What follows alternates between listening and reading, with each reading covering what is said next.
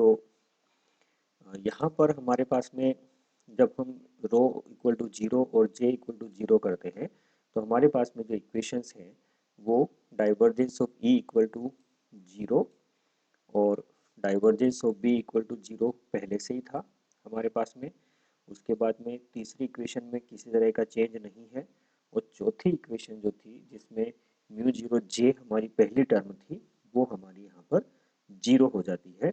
तो हमारे पास में चौथी इक्वेशन बन जाती है curl of B equal to mu zero epsilon zero del E by del T. तो ये चारों इक्वेशंस हैं और इन इक्वेशंस के अंदर अभी हमको पूरी तरह से जो इलेक्ट्रिक फील्ड और जो मैग्नेटिक फील्ड इंटेंसिटी है ये आपको सेपरेटली नहीं दिखाई दे रही है, दे आर इंटरडिपेंडेंट। इंटरडिपेंडेंट यानी आप यहाँ पर कह सकते हैं कि बी के ऊपर ई डिपेंड कर रहा है, यहाँ पर आप कह सकते हो कि ई के ऊपर बी डिपेंड कर रहा है। तो हम इन्हें इंडिपेंडेंट इक्वेशंस में कैसे बदलें जिससे कि हमें इलेक्ट्रिक फील्ड के लिए एक वेव इक्वेशन मिल जाए और मैग्नेटिक फील्ड के लिए एक वेव इक्वेशन मिल जाए।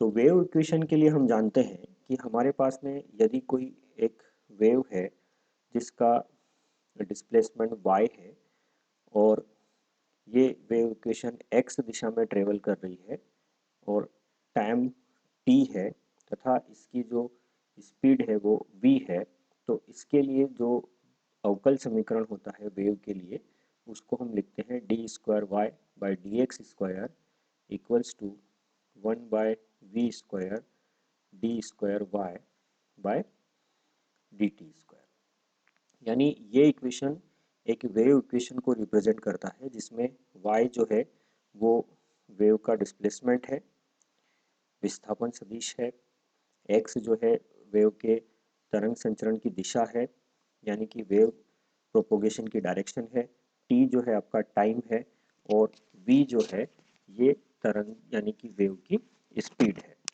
तो अगर हमारी जो इलेक्ट्रिक और मैग्नेटिक फील्ड के लिए इक्वेशन है वो इस फॉर्म में हम लेकर के आ जाते हैं तो हम ये कह सकते हैं कि जो इलेक्ट्रिक फील्ड है और जो मैग्नेटिक फील्ड है ये आपके एक वेव को रिप्रेजेंट करते हैं।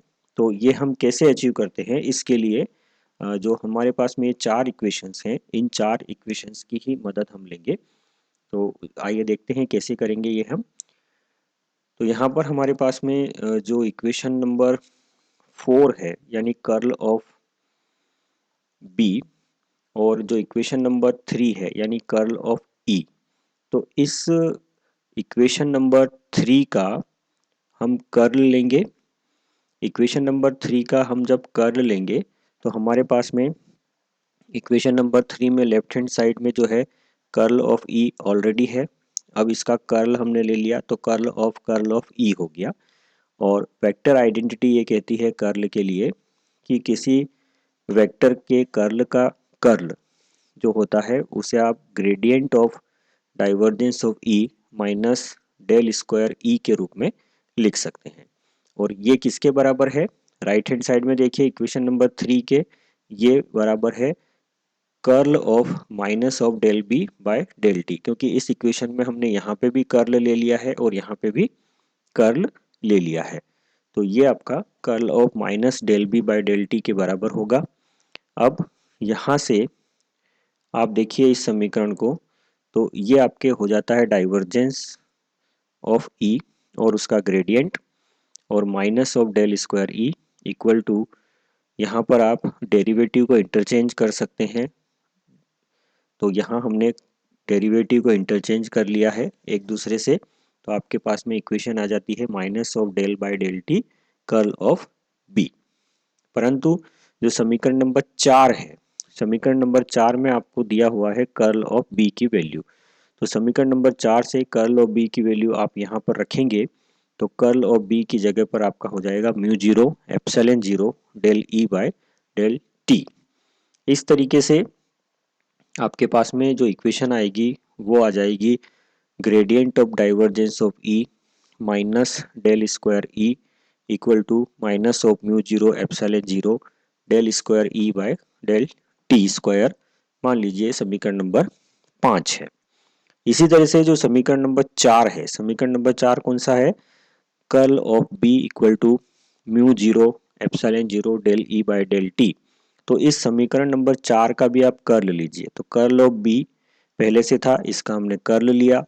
वेक्टर आइडेंटिटी से हमने इसको भी gradient of divergence of B minus del square B के रूप में लिख दिया।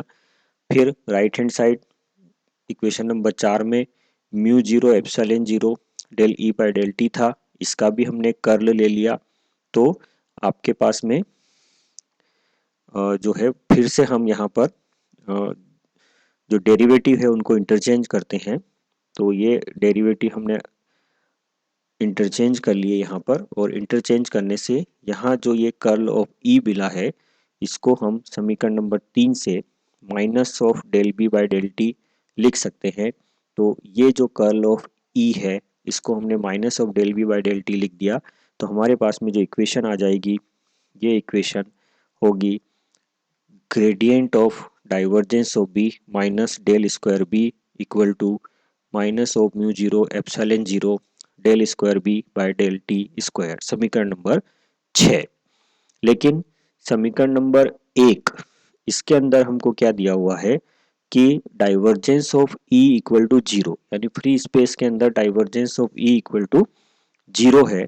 इसलिए यहाँ पर समीकरण नंबर जो 5 है उसमें जहाँ पे डाइवर्जेंस ऑफ ई है उसको आप जीरो कर दीजिए। तो समीकरण नंबर 5 कौन सी है? ये है यहाँ पर। तो डाइवर्जेंस ऑफ ई यानी कि ये जो टर्म है आपकी ये जीरो हो जाएगी और ये जीरो हो जाएगी। तो आप इसको लिख सकते हो डेल स्क्वायर ई। तो यहाँ पर बचेगा minus of del square E equal to minus of mu zero epsilon zero del square E by del T square.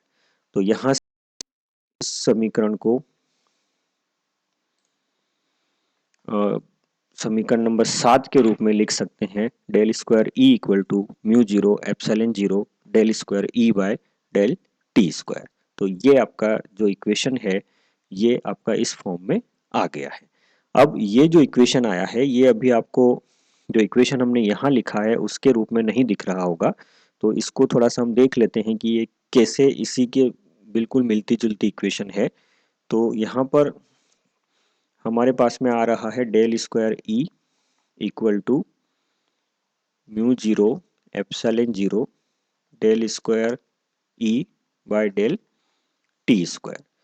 तो डेल स्क्वायर क्या है? ये एक ऑपरेटर है और इस ऑपरेटर को हम क्या लिखते हैं? Del square by del X square plus del square by del Y square plus del square by del Z square.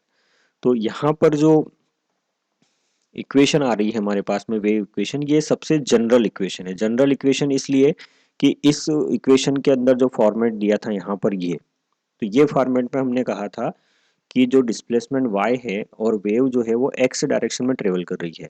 यहाँ पर हमारे पास में क्या हो रहा है कि जनरल डिस्प्ले इक्वेशन आ गई है कि डिस्प्लेसमेंट आपका x में भी हो सकता है, y में भी हो सकता है, z में भी हो सकता है, और आपकी जो ये वेव है ये ट्रेवल कर रही है।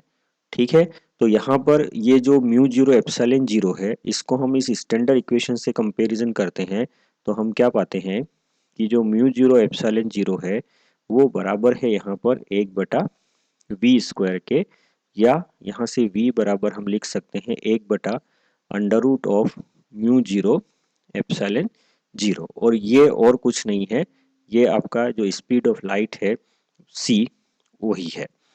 तो इस तरीके से हम देखते हैं कि जो विद्युत क्षेत्र है अगर ये टाइम के साथ में आपका बदल रहा है तो ये एक वेव कंस्टिट्यूट करता है, और इस वेव को हम